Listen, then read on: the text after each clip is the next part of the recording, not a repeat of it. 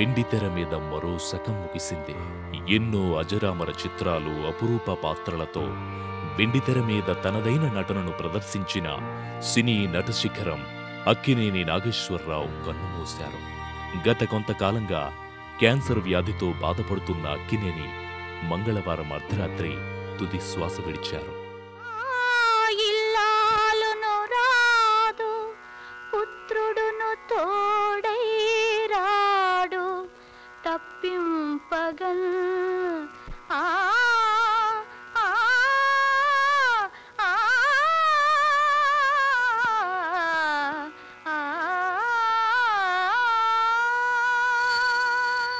అక్కినేని ఈ 4 అక్షరాలు వింటే చాలు తెలుగు ప్రేక్షకుడి హృదయంలో ఒక ఆనందపు పిల్లతెమ్మెర ప్రత్యక్షమవుతుంది.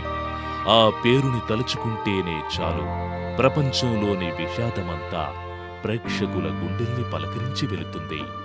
ఆయన డైలాగులు ప్రేక్షకుల మనోరంజనాలు, ఆయన డాన్సులు తెలుగు సినిమాకు మేలిమలుపులు, ఆయన నటన తెలుగు సినిమాకు ఒక నిఘంటువు, ఒక బాలరాజు, ఒక దేవదాసు, ఒక విప్రనారాయణ, ఒక దసరా బుల్లోడు, ఒక భక్త తుకారాం, ఒక దొంగరాముడు, ఒక డాక్టర్ చక్రవర్తి, ఒక మహాకవి క్షేత్రయ్య.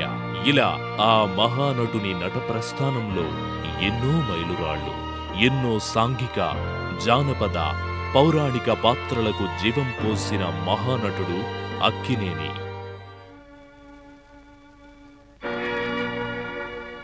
ఒరేయ్, నీకేమన్నా బుద్ధుందా? నీకు కూటికి లేదు, నీ బతుకు తోడు 300 ఇస్తానని చెప్పొచ్చావే, ఎక్కడ తెద్దామనుకున్నావు? అదే పైగా వెళ్ళినవాడు చూచిరాక నోటికొచ్చినట్లలా కూర్చొచ్చావు. రేపు నువ్వు పైకం పంపకపోతే నీ చెల్లెలికి ఎంత అవమానం జరుగుతుందో తెలుసా? చూడు. తెలుగు సినీ జగత్తుకు చిరపరిచితమైన పేరు అక్కినేని. తెలుగు సినిమా నటనకు ఆయన అభినయం ఓ అలంకారం. తెలుగు సినిమా పాత్ర పోషణకు ఆయన కదలిక ఓ సంచలనం. ఆయన గొంతు భావోద్వేగాల సంచలనం. మొత్తం తెలుగు సినిమా గమనానికి ఆయన జీవితం ఓ సాక్ష్యం. కృష్ణా జిల్లా గుడివాడ దగ్గరలో ఉన్న ఓ చిన్న గ్రామం రామాపురం. 80 ఏళ్ల క్రితం ఆ పక్క గ్రామానికి కూడా సరిగా తెలియని ఈ ఊరు ఇప్పుడు మాత్రం ప్రపంచ పటంలో తనకంటూ ప్రత్యేక గుర్తింపు తెచ్చుకుంది. తెలుగు సినిమా భవిష్యత్తును శాసించగలిగే ఓ మహానటుణ్ణి వెండితెరకు అందించిన ఆ గ్రామం తెలుగు కళామ్మ తల్లికి తన వంతు సేవ చేసింది. వెండితెర మీద మహానటునిగా ఎదగాల్సిన అక్కినేనిని బడిలో పుస్తకాల మధ్య కూర్చోవటానికి వీధి కూడా ఒప్పుకోలేదు. అందుకే చిన్న వయసులోనే నటన మీద ఉన్న ఆసక్తితో నాటకాలు వేయడం ప్రారంభించారు అక్కినేని. ఆ అనుభవమే ఆయన్ను వెండితెర వైపు నడిపించింది.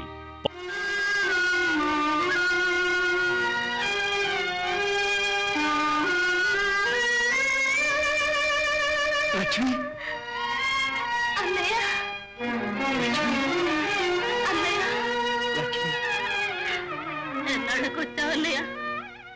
1940లో 17 ఏళ్ల వయసులోనే ధర్మపత్ని సినిమాతో వెండితెరకు పరిచయమయ్యారు అక్కినేని నాగేశ్వరరావు. తరువాత పలు చిత్రాల్లో సపోర్టింగ్ రోల్స్ చేసిన ఆయన 1944లో సీతారామ జననం సినిమాతో హీరోగా మారారు.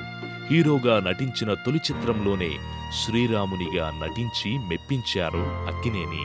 తొలి సినిమాతోనే అపూర్వ విజయం అందుకున్న అక్కినేని తరువాత వరుసగా బాలరాజు, కీలుగుర్రం లాంటి సినిమాలతో తిరుగులేని స్టార్ ఇమేజ్ను సొంతం చేసుకున్నారు.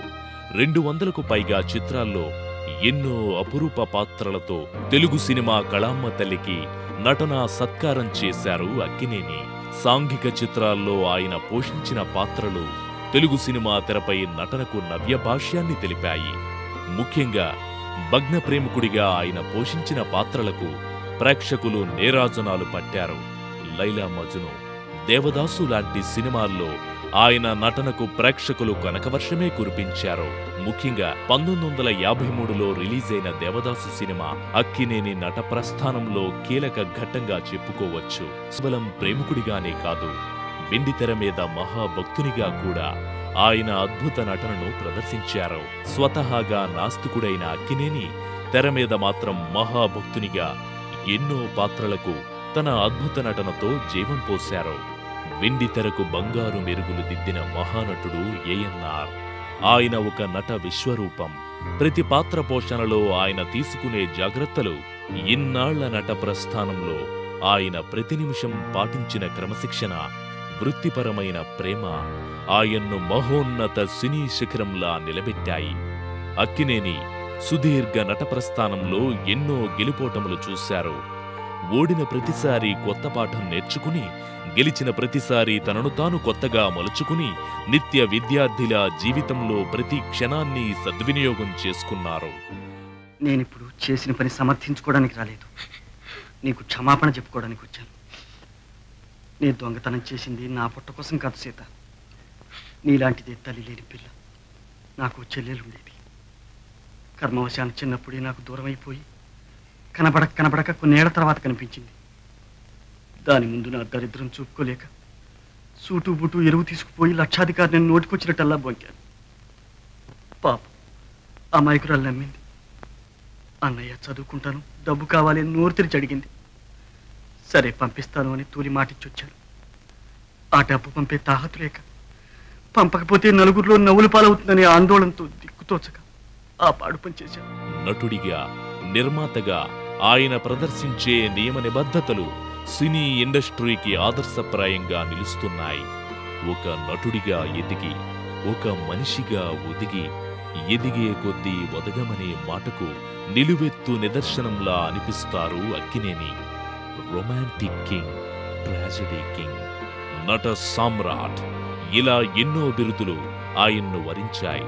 1980లో రఘుపతి వెంకయ్య పురస్కారాన్ని అందుకున్న అక్కినేని దానికి ముందే పద్మశ్రీ, ఆ తరువాత పద్మభూషణ్, అటు తర్వాత దాదాసాహెబ్ ఫాల్కే, పద్మవిభూషణ్, ఇలా చెప్పుకుంటూ పోతే దాదాపు ప్రతి అవార్డును అందుకున్నారు మన అక్కినేని. నటన మీద ఉన్న మక్కువతో 90 ఏళ్ల వయసులో కూడా మనం సినిమాలో నటించడానికి అంగీకరించారు. ఎన్నో ఏళ్లుగా అభిమానులు ఎదురుచూస్తున్న అక్కినేని ఫ్యామిలీ మల్టీస్టారర్ చిత్రానికి శ్రీకారం చుట్టిన ఆయన ఆరోగ్యం సహకరించకపోవడంతో ఆ షూటింగ్కు విరామం ప్రకటించారు. అయితే వెండితెర మీద తనకంటూ ఒక సువర్ణ అధ్యాయాన్ని లిఖించుకున్న అక్కినేని తెలుగు ప్రజలను, సినీ అభిమానులను దిగ్భ్రాంతికి గురిచేస్తూ తిరిగి రాని లోకాలకు తరలిపోయారు. పసి వయసులోనే నటునిగా మారిన ఆయన చివరి శ్వాస వరకు నటిస్తూనే ఉన్నారు.